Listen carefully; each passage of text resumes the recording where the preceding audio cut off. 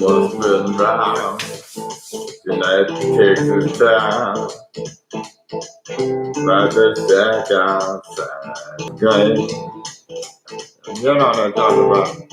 Just let me know if you wanna go to that whole mile on the range. They got a lot of nice stairs.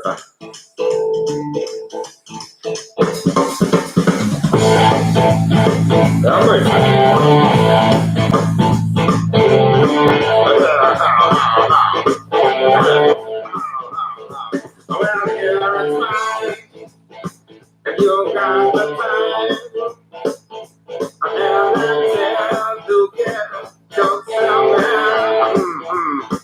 Out here is mine. I'm gonna tell everybody, but now I might be mistaken. Morning, everyone.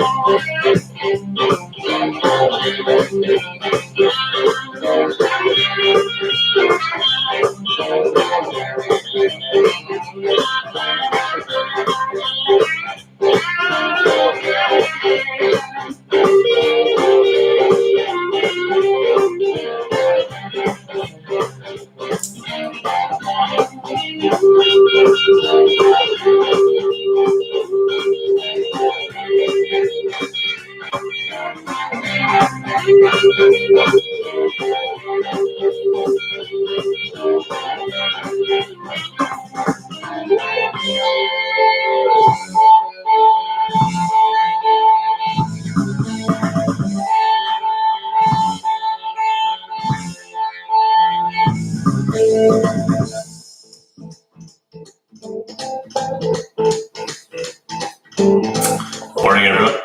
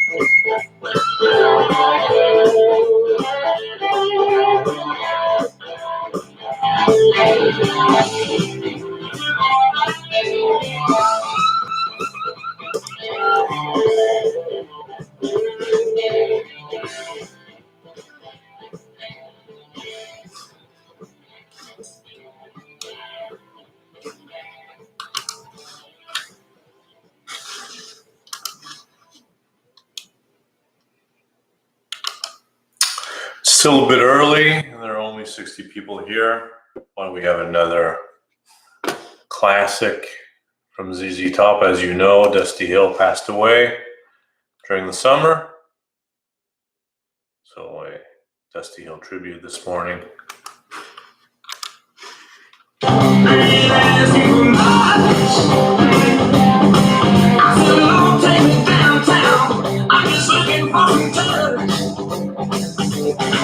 I've been bad, I've been good, I was taxes, I've been good. I ain't asking for much. I said, Lord, take me downtown, I'm just looking for some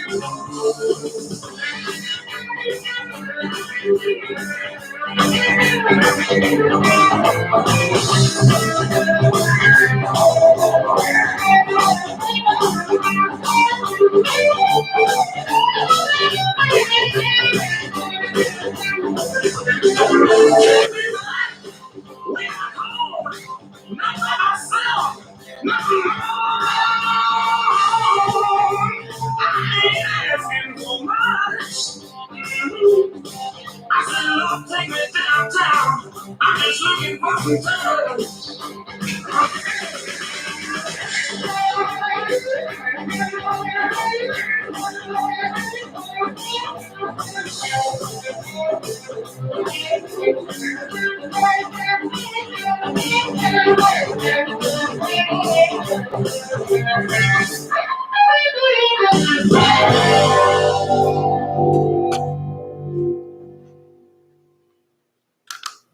All right. We're up to 100, so let's get started. Morning, everyone. For those of you who may have missed it, last time we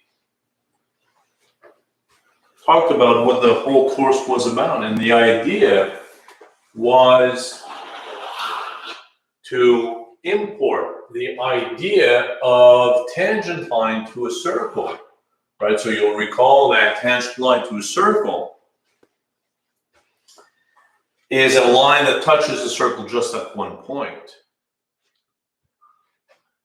And we're going to import that idea or transfer that idea to functions. So at some point x, we are looking for the tangent line to that graph.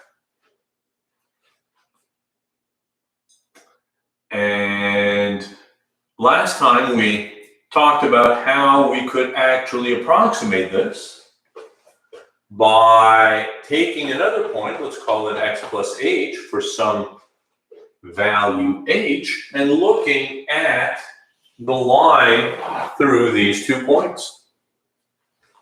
Well, I mean, here we have the point x f of x, and here we have the point x plus h, f of x plus h. So if we're looking for this tangent line, since we already have a point, really all we need is the slope. So let's talk about the slope of the line joining those 2 points. The slope is the change in y divided by the change in x, or this minus that, all over this minus that. Now, of course, the x's cancel here, and we are left with f of x plus h minus f of x over h. Now, if you take a step back, this is not a very good approximation. But observe what happens if the h is getting smaller and smaller, right? If this point is getting closer and closer to x, right? And as the h gets smaller and smaller, we get a better and better approximation to the tangent line. So our aim is to study the behavior of this as h goes to 0. How does this behave? What is the behavior of this expression as h goes to 0?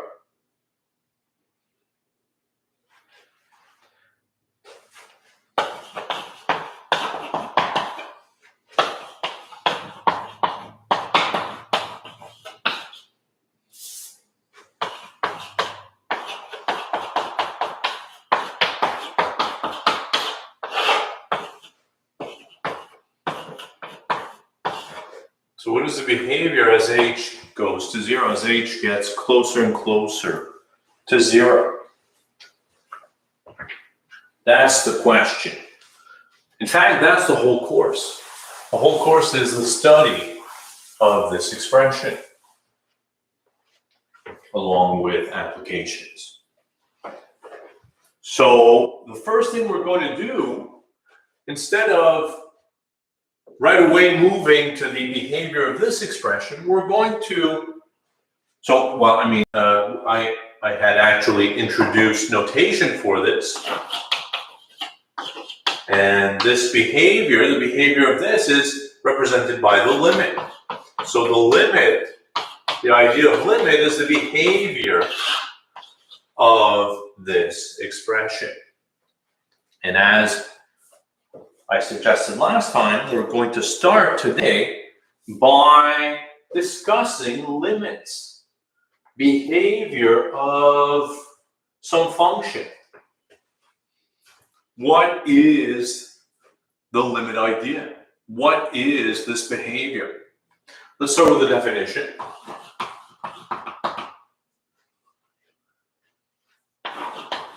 Let f of x be a function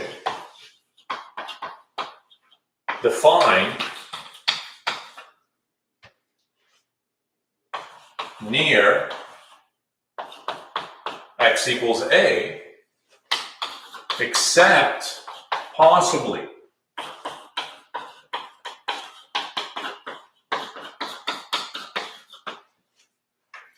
so we're starting with a function that is defined near a, but not necessarily at a.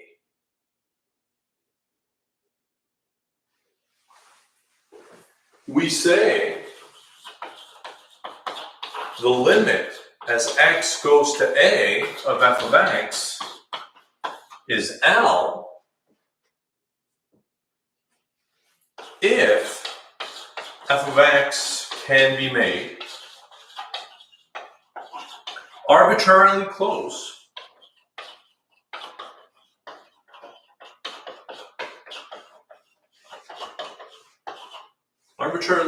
to L by taking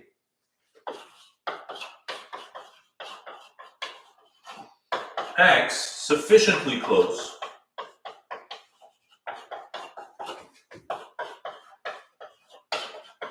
to a.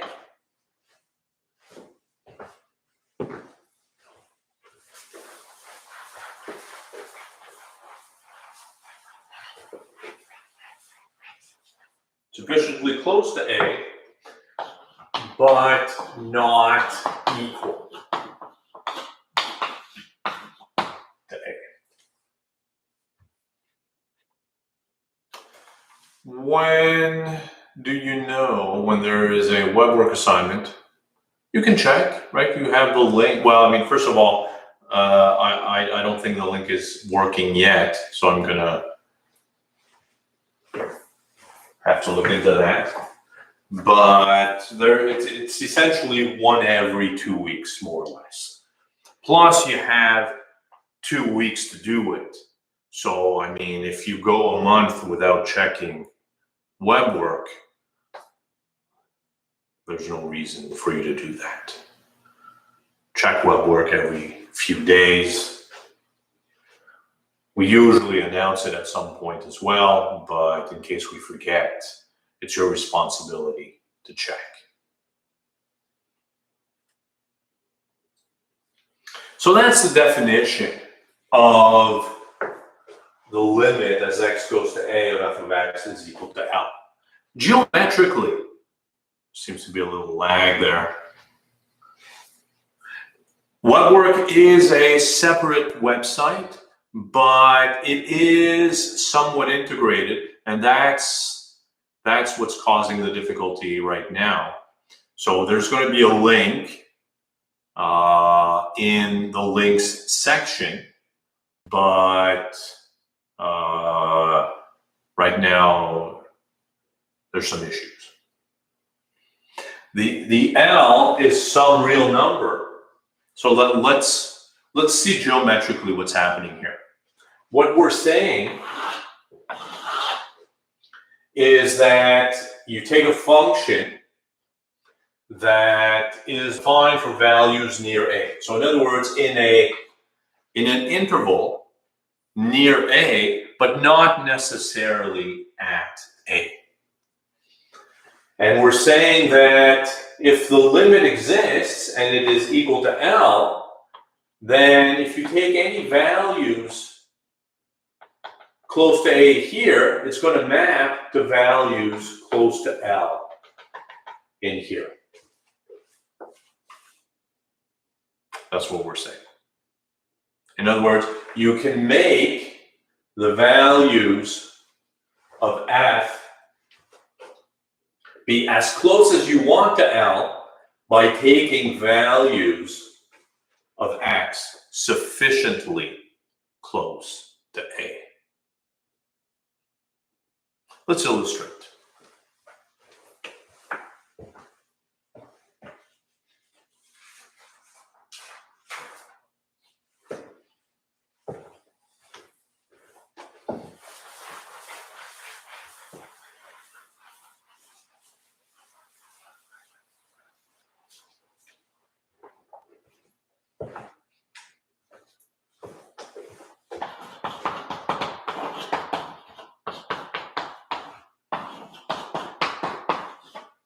Let's evaluate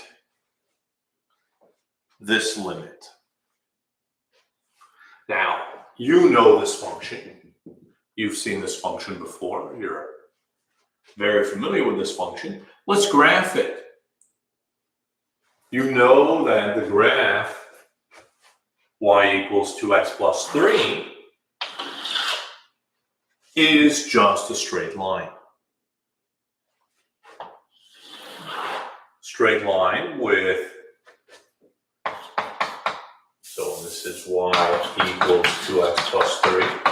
Straight line with y-intercept 2 and x-intercept, you tell me.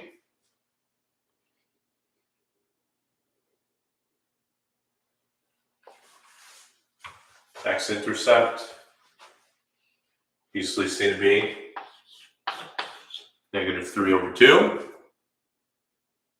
right, with positive slope. And the question is, what is the behavior of this function when x is close? Sorry, you're right. The y-intercept is 3. Thank you.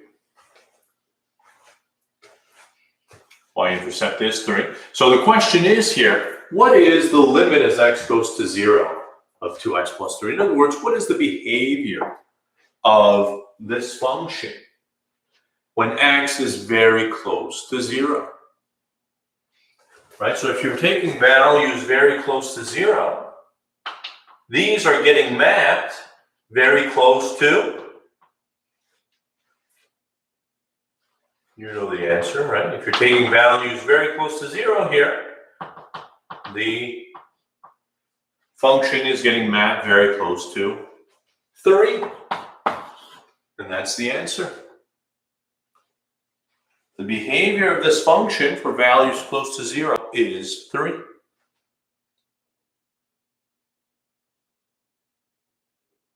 Let's repeat with the same question, same function. What about the limit as x goes to 1?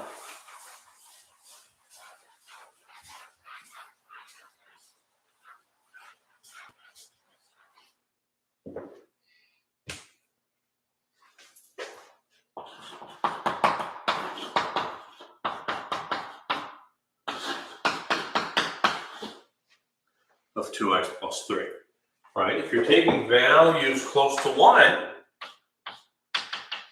these are getting mapped very close to, right? You see what's happening? At 1, this is going to be 5. And if you're close to 1, the values are going to be close to 5. This limit is 5. Exactly, right? I mean, this function is well behaved. You know exactly how everything works. Very nice. Can we generalize? What is the limit as x goes to a? Where a is any real number here. Right? If you took values of x close to a, well, at a, this is getting mapped to 2a plus 3. And if you're taking values close to a, you're going to be close to 2a plus 3.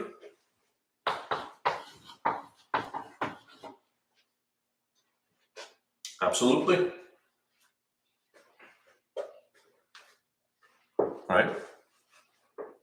So you see, if you have the graph of the function, it's pretty easy to figure out what is happening. Of course, the whole point of limits is going to be to do the opposite. To evaluate limits in order to help you graph. But let's take another example.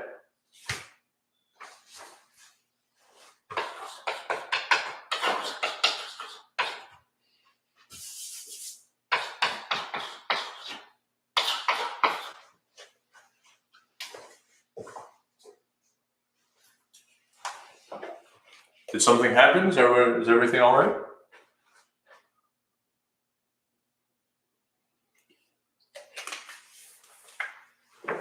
Right? Let's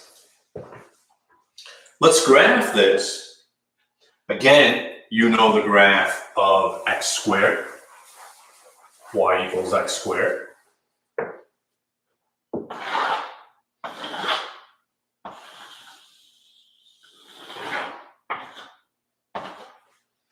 Very well behaved graph.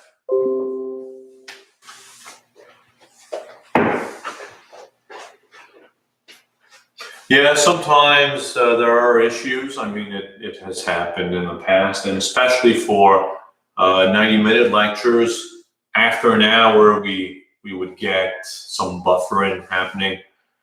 Let's hope it has been cleared up.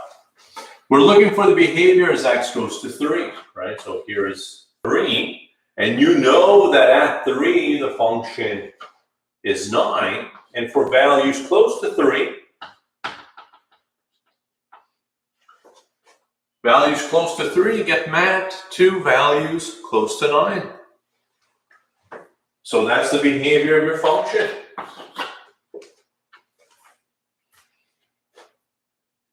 Absolutely. Can we generalize? What happens as x goes to a? Right?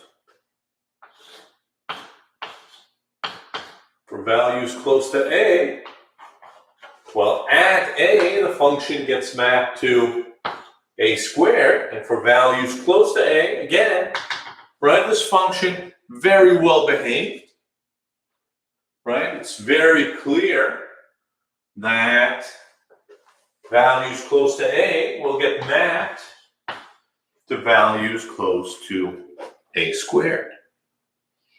And now you're thinking to yourself, well, I mean, all of this is very trivial.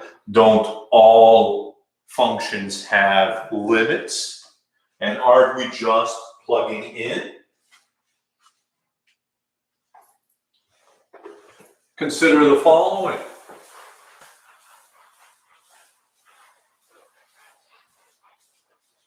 Right, so the question seems to be, do all functions have limits?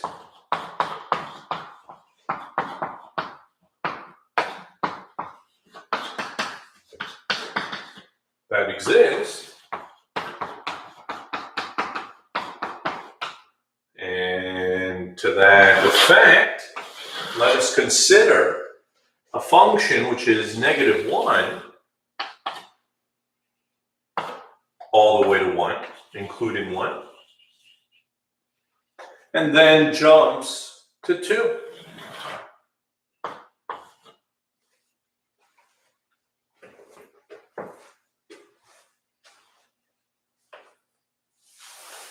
All right, so let's give that function a name. Let's call it f of x.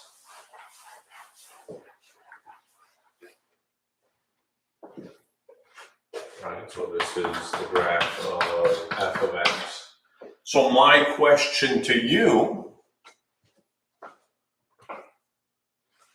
what is the limit as x goes to 0 of this function?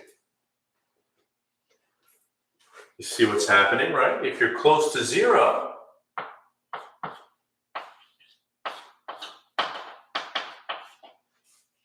values get mapped to 1, to negative 1.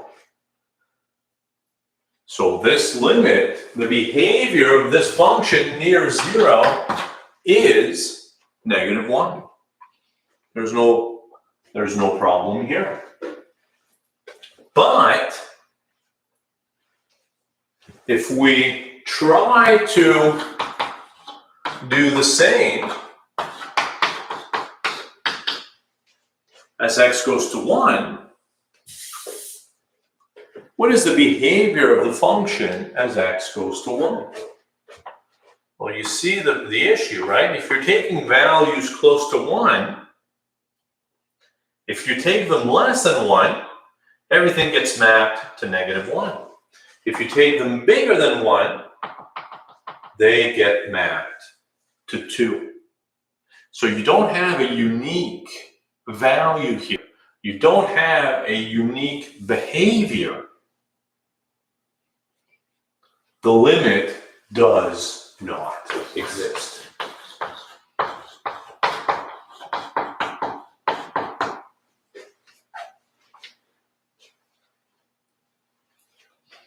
Right? You cannot give a value which the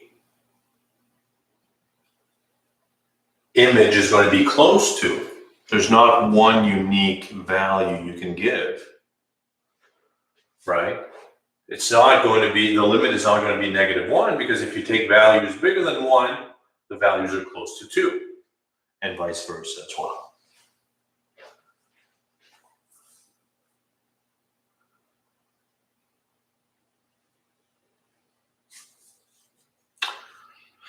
Do you mean to let f of x be a function defined at all values in an open interval containing a? That's exactly right. That's exactly what we need. In the definition of limit, we need the values of f. We need the values of x. So we need f to be defined near a, except possibly at a. So we want it to be defined in an open interval. The domain should be an open interval containing a, but a does not need to be in the domain. And somebody's asking what is going on at the point x equals 1. Well, that's exactly it, right? Right now, all that interests us is the fact that the limit does not exist at 1, right? If you take values less than 1, these get mapped to negative 1. If you take values bigger than 1, these get mapped to 2. So in an interval, for values close to 1, the values of x don't get mapped close to a unique value. So the limit does not exist. But this nice example suggests the notion of left and right-handed limits, right? Because if we're looking for the behavior of a function near the value a, there's only 2 ways to get to a. Either you get to a from values less than a, or either you get to a from values bigger than a. There are only 2 approaches on the real number line.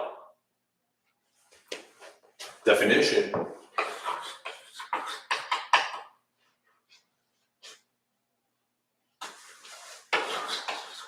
let f of x be defined for values for x less than a.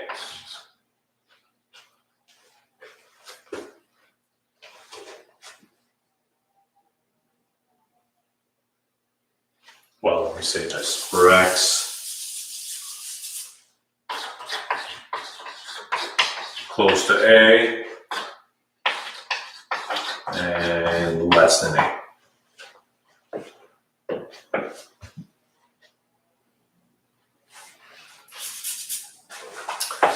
We say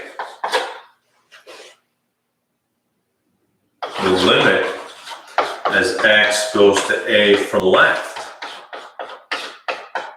is equal to L if f of x can be made sufficiently close. So it's the same definition as before, with the added condition that we are restricting our attention to values less than a. Can be made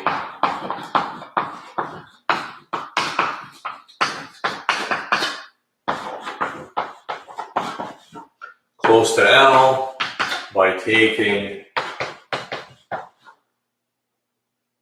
x sufficiently close to a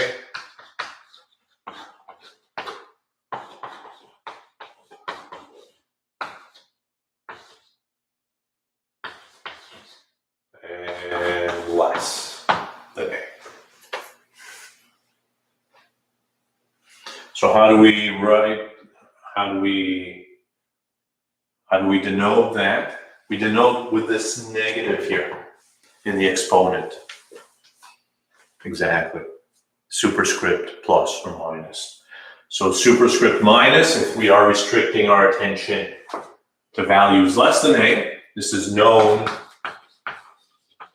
as the limit from the left.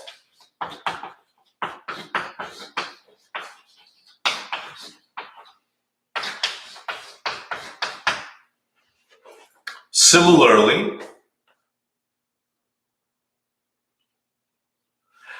Connor is suggesting that arbitrarily close means there isn't an exact answer to how close is close enough, and that's precisely it for now. There may actually be a way to figure out how close is close enough, but not for us. Why can't it be values bigger than a? Well, I mean, in this case, we are restricting our attention to values strictly less than a. What I'm saying is there are two ways to approach a on the real number line. You can either go to it from the left or go to it from the right. So approach from the left or approach from the right. Here, we're defining the limit from the left. We're going to do the same with a limit from the right. Similarly, I won't write down the whole definition. You can adapt it as you see fit, right? I mean, the only thing that's going to change is the inequality is going to go the other way. Similarly, limit from the right.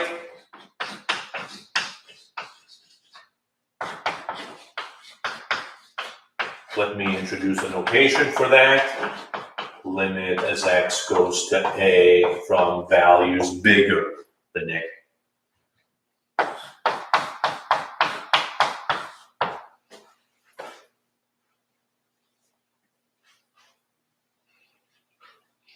Does the one-sided limit exist where there is a hole when the function approaches one point from both sides, but that exact input is a singular point out of the function? That is not an issue, right? Notice that in the definitions of limit, the function need not be defined at a. And here, right, here it's strictly less than a. So what actually happens at a is immaterial. What we want is a behavior near a. Fabian is asking, what if we have a function y squared equals x? Not an issue. But, well, first of all, that's not really a function of x, right? So that is a slight issue. That is an issue in that sense. But if you restrict, right, so y squared equals x, or y is plus or minus root x, well, now this is not a function, right, by the vertical line test. So you're going to have to restrict your attention to either the positive square root or the negative square root, and then everything works out nicely. There's no issue. Does the right-handed limit exist here? Well, I mean, I'm not sure what here means. What question are we talking about? But let's do a few examples.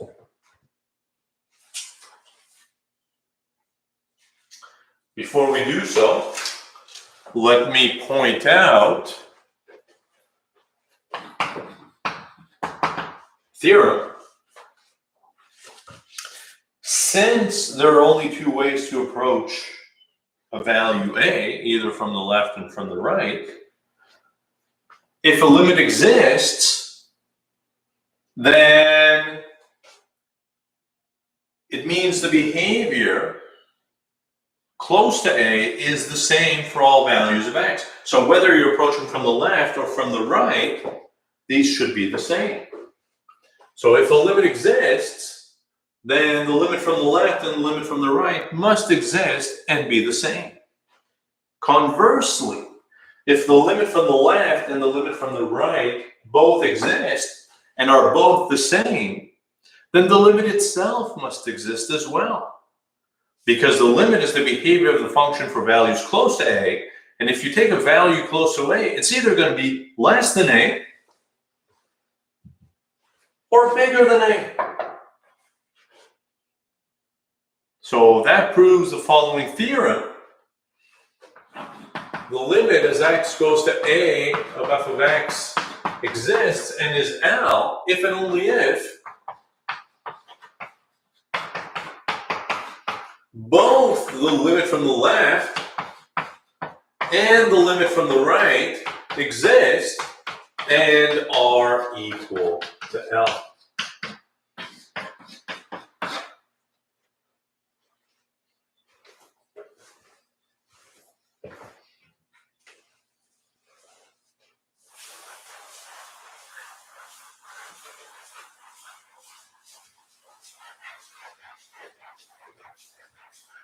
Let's illustrate with a few examples from the book.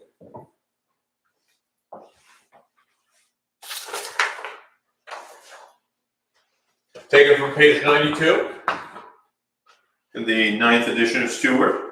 Again, if you're using an older edition or really any other book, what are we doing here? We're doing the limits. So you're going to look in the book, you're going to find the section on limits, you're going to do lots of exercises from that section, right? We defined limits. We did limit from the left, limit from the right. So these are the key words you're looking for in whatever book you're using. The limit not existing on A doesn't mean it doesn't exist from the left or from the right. That's correct. You could have a limit from the left existing, limit from the right existing, but the limit itself might not exist. And that's really the example, that last example we had here. Is it only significant to find the limit from the left, right, if the function itself is discontinuous? I mean, it depends. It depends. It depends what the question is asking. It depends on a lot of things. Sometimes one-handed limits are easier to calculate. So you calculate those, and then you discuss whether the limit exists or not. Calculus Early Transcendentals is probably the right title. But, I mean, Stewart has a bunch of the same thing. What you don't want is several variables, because that's for later. So as long as it does not say several variables, you're good to go. Page 92. 92, we are asked to find the limits. And we're given a graph.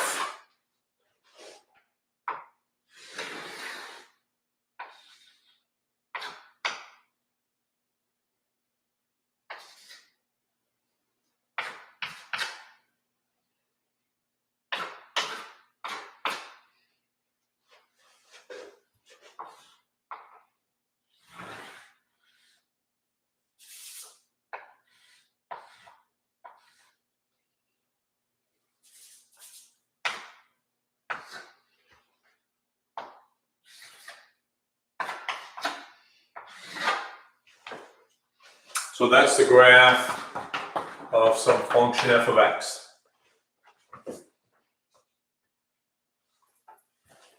And the question is asking us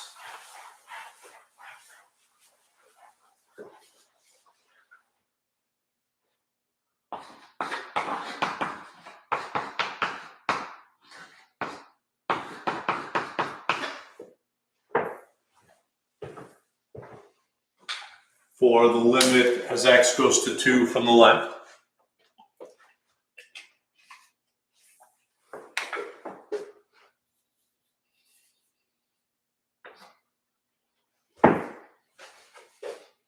So you see what's happening, right? As x goes to 2 from the left, right, to the right here, so 2 from the left, what is happening to your function? Function is getting closer and closer to 3. Thank you. Absolutely. Right, you can just read off the behavior of the function. If you were walking on the function, getting closer and closer to x equal to 2, you would be getting closer and closer to 3. The behavior of the function is very easy to see. It's right there. What about limit as x goes to 2 from the right? If you were walking on the function and getting closer and closer to x equal to 2, function will be getting closer and closer to 1. Absolutely.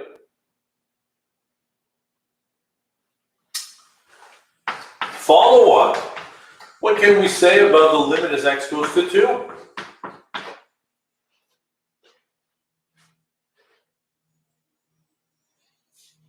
Limit as x goes to 2? Well, in the first question, we did the limit from the left and then the limit from the right. These don't agree. The limit itself does not exist. Absolutely. Right? Here, the limit exists if and only if the limit from the left and from the right are the same. Not the same here, limit itself does not exist. What about f of 2? What is the function evaluated at 2?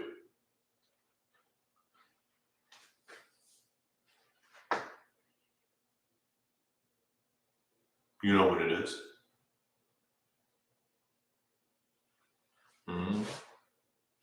3. 3 indeed. Right? When x is 2, y is 3. That's what the graph tells us. So you see that this value has no effect on this limit here. Right? It turns out it's the same as the first limit, but this is coincidental.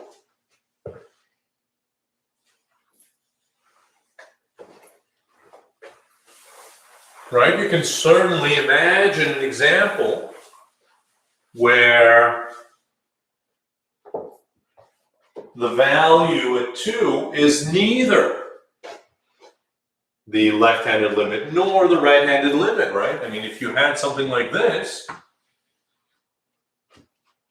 then the value at 2 would be different from both left and right-handed limits.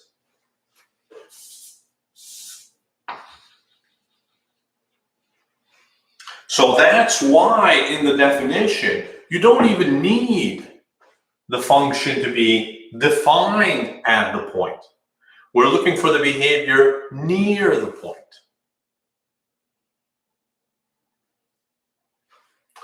Follow-up, CDE, limit as x goes to 4 from the left.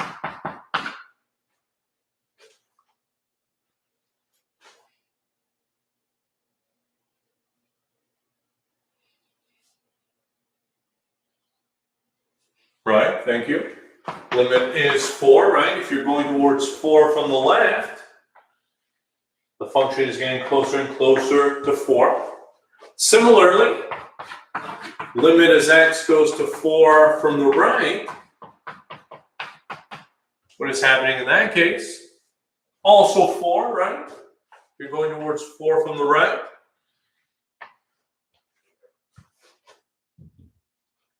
Getting closer and closer to 4. Conclusion about the limit itself. Limit as x goes to 4 is precisely 4. Limit from the left and limit from the right both exist, both agree, and consequently, the limit itself is 4. What about f of 4, though?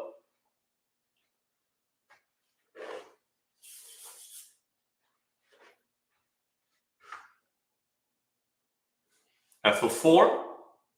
So limit exists, but is not continuous. Well, we have not defined that term yet, so I don't know what that means. But you're correct that f of 4 does not exist, right? F of 4 is not defined. 4 is not in the domain.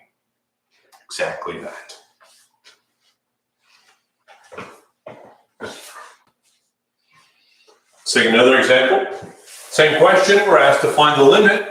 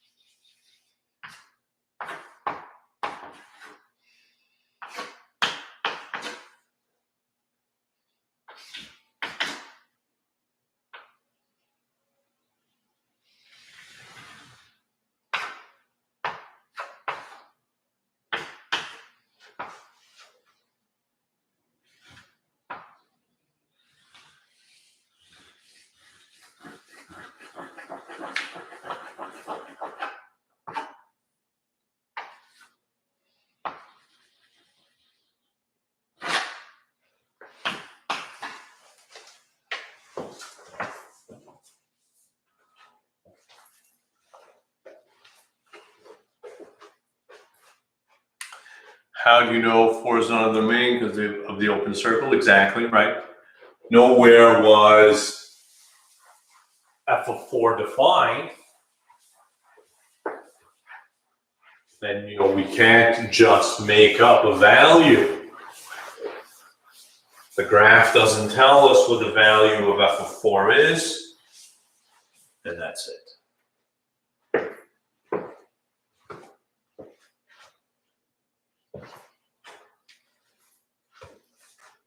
All right. Let's start with the limit as x goes to -3 from the left. So again, this is going to be the graph of y equals f of x. Is that still a function? It is. It is. Vertical line test, right? I mean, these behave like the sine curve, but getting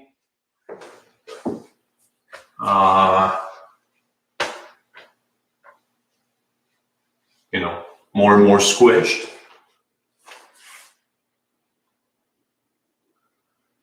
Limit as x goes to -3 from the left. So what is happening as you are getting closer and closer to -3, but from values less than 3? I think we see that this is 4. Absolutely. The suggestion is that it does not overlap anywhere. right? It doesn't overlap anywhere.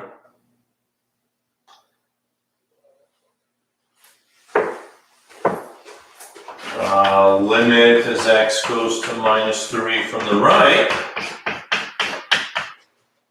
Right. Similarly, if you approach, you're getting closer and closer to -3, but from values bigger and bigger than -3. Right. You see what's happening? These things are getting mapped right here, and you're getting closer and closer to 4 again. Absolutely. What can we say about the limit as x goes to -3 then? Since both left and right-handed limits exist and are the same, the limit itself exists and is 4 as well. What about f of -3?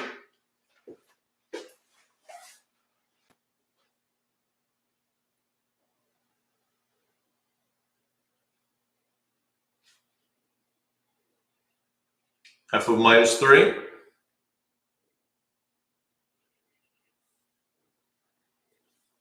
Absolutely right. Does not exist once again. So you see the fact that your function isn't even defined at -3 has no incidence on the limits themselves.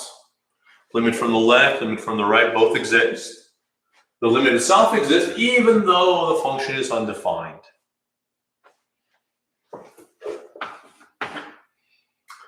Limit as x goes to 0 from the left. What is happening as x goes to 0? From the left, the function is getting closer and closer to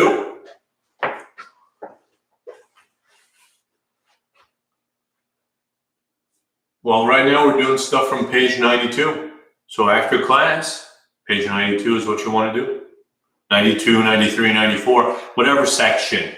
I mean, don't restrict your attention to just page 92. If page 93 and 94 are part of the same section, do all of those questions. Limit as x goes to 0 from the right. Right, so here, limit as x goes to 0 from the left was 1. I mean, you could read that off. Similarly, as x goes to 0 from the right, you're getting closer and closer to -1. Thank you.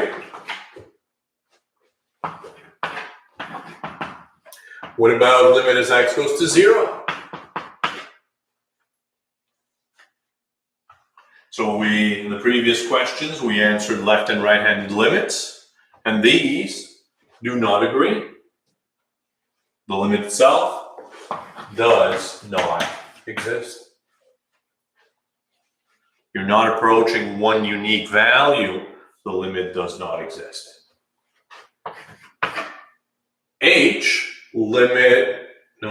F of 0.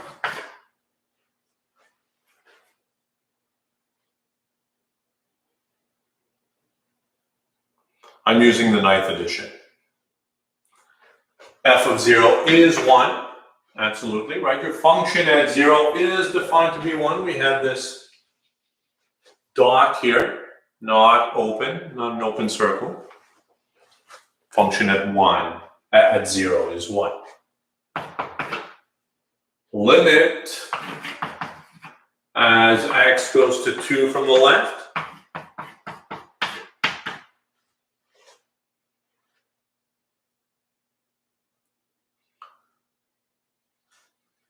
Joe is asking what would we write down if both F0 holes were filled. In other words, this one and that one. And as somebody pointed out earlier, this would no longer be a function by the vertical line test. Right? Vertical line would intersect at 2 points, and that would be an issue. So that cannot happen, or it better not happen. If it happens, then it was a mistake. limit as x goes to 2 from the left, right? I mean, we can easily see the behavior. You're getting closer and closer to 2. Similarly, limit as x goes to 2 from the right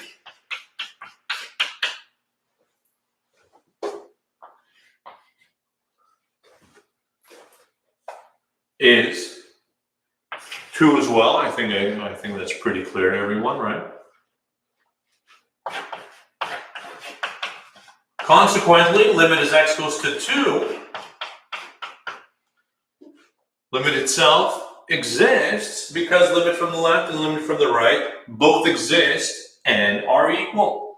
So consequently, the limit itself exists and it is equal to 2. Absolutely. I did not want to erase that. Let's leave what's left. Not a big deal because we're now talking about this region here anyways. JKL, what about f of 2?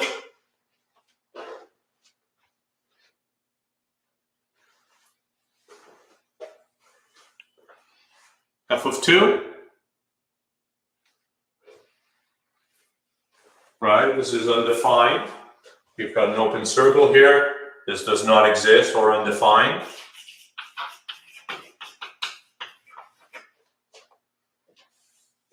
I would accept both answers, that's fine. Let's LM. Let's discuss the limit as x goes to 5 from the left.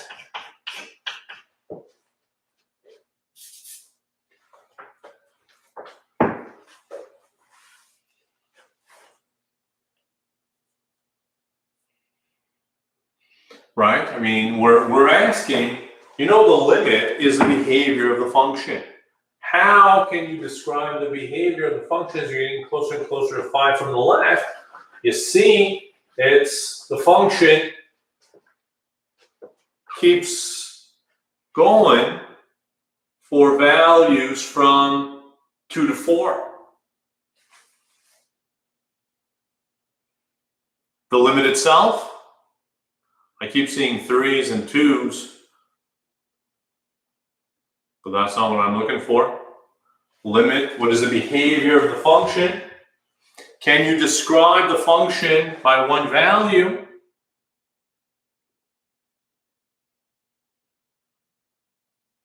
And the answer is no. Does not exist. The limit is not approaching one unique number. The limit does not exist. If you were describing this function to a friend, you would say that it keeps oscillating between 2 and 4, very much like a sine graph, if you will, not approaching one unique number. Limit does not exist. If you're taking values close to 5 here, but less, you cannot pinpoint one value that is close to. Does not exist. And the limit as x goes to 5 from the right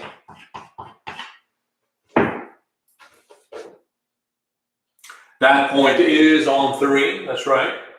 So if you're taking values bigger than 5 and you're approaching 5, what is happening? Then you see it, right? That right-handed limit is 3.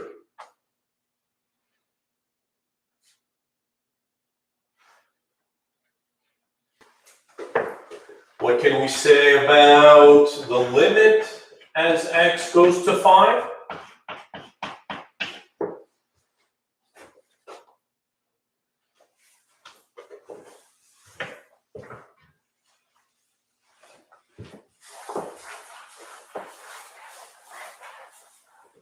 Limit as x goes to 5?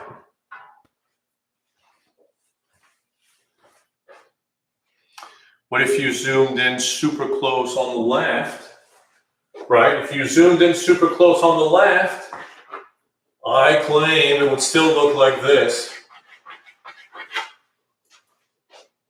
getting closer and closer to 5. So it would still look exactly the same.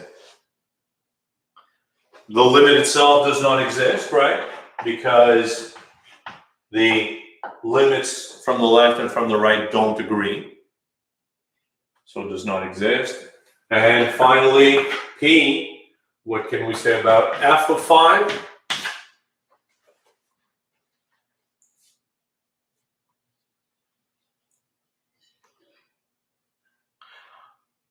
Jonathan, my claim is that it just keeps oscillating.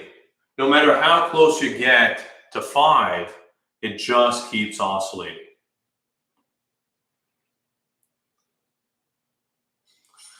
I think we do care about the closest point to 5, but what is the closest point to 5? There is no closest point, right?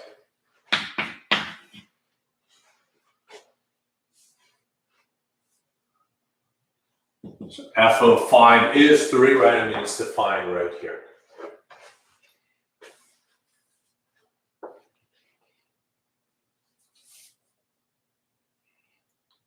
How are we doing?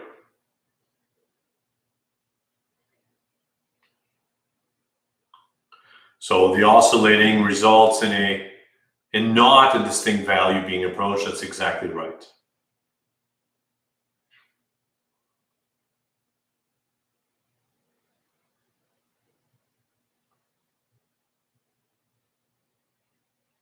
Elliot, you don't have to ask permission to leave. You can leave whenever. I mean, we are done. How would a graph indicate that? I assume it continues to oscillate. Well, that's exactly it, right? I mean, look, of course, I cannot keep graphing forever, so I have to stop. But that is exactly what is implied here, that this oscillation gets closer and closer, but never ends. Well, I mean, what I'm suggesting is that, you know, it keeps oscillating between the values 2 and 4. So you're not approaching a unique number. And remember, the limit is the behavior. We would be saying that this limit, or really this one here, I don't know why I'm pointing to that one, but if this limit existed, that would mean that if you take values very close to 5 but less than 5, the function should be close to a single value.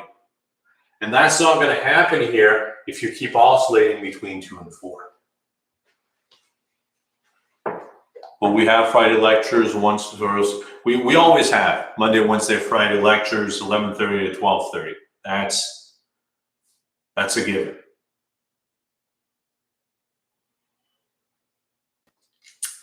So it does not exist. Value could give us real limit.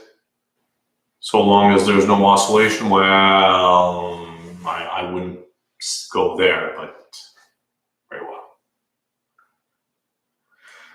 All right, yeah, no class on Monday, right? Monday is a holiday, Labor Day. So I will see you guys on Wednesday. Tutorials do start next week though, but again, not on Monday. Monday is a holiday. So if you have Monday tutorials, that will only be the week after next. But starting Tuesday, tutorials are in session. If the oscillations are smaller in that case, could that be defined? Indeed. Indeed, it could have been, and we will see an example of that next time. A very nice observation. So you guys, tutorials are in person, not mandatory, but you are strongly encouraged to attend. I don't have the book with me, Evan. If you want to give me the problem, we can do it. Number 8, was it a graph? Tutorials are all in person. Tutorials are all in person. We are trying to set up at least a recorded version. I think one of the TAs is going to be able to record his tutorial so that we can post it for those I know some of you are still out of the country or perhaps in Montreal, but quarantining. So we're going to try to do something. There are only 3 hours of lecture. Oh, well, lecture plus tutorial, yeah, very well. Tutorials start on Tuesday.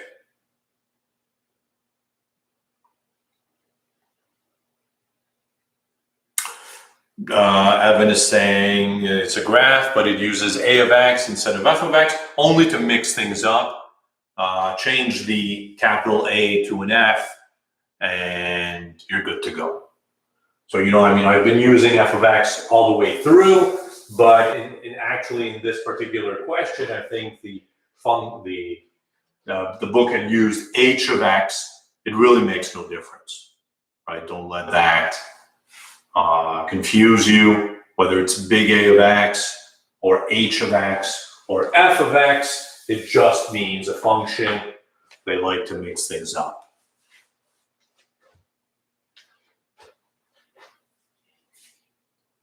All right. Thank you all for coming, folks. You guys have a good weekend, and I will see you on Wednesday.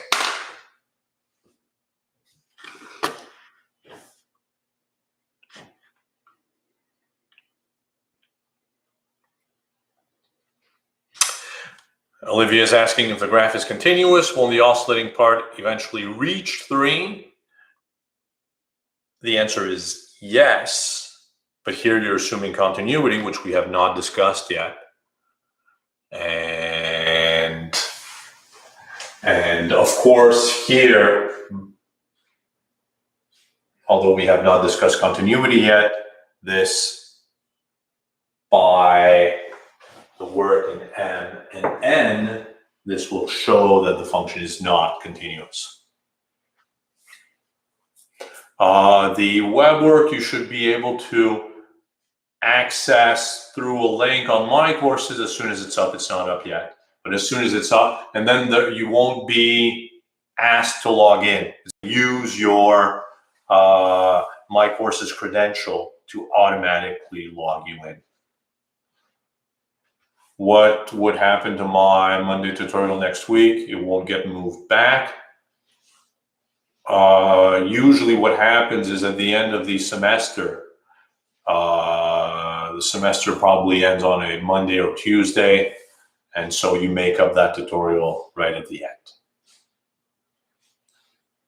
We've been doing stuff from page 92, so you should go to that section and do all the odd exercises from 92, 93, 94, however many problem pages there are following 92.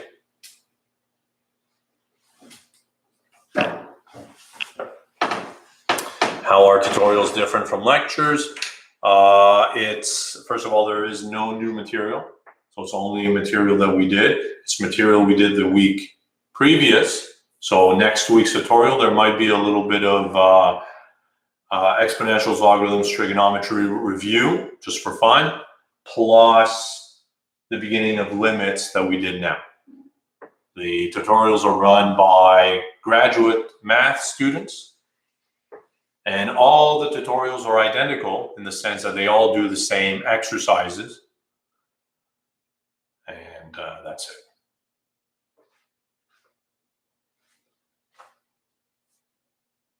Thank you for the kind words, John. We will discuss oscillations and that kind of thing coming up. Right now, just a brief example, but I mean, we will see those over and over again, especially next week. So let's postpone that discussion until then. Will the questions be put on? Yeah, I assume you mean on my courses for the tutorials, yes. Normally, if everything goes well, Sunday, you should have access to what's going to be done in the tutorials. You can do them ahead of time if you want, or not. I mean, it's up to you. Right, if the function was continuous, but I mean, we'll have to wait until we define that concept. All right, guys. So let's call it a day, and I will see you next week. Have a good one.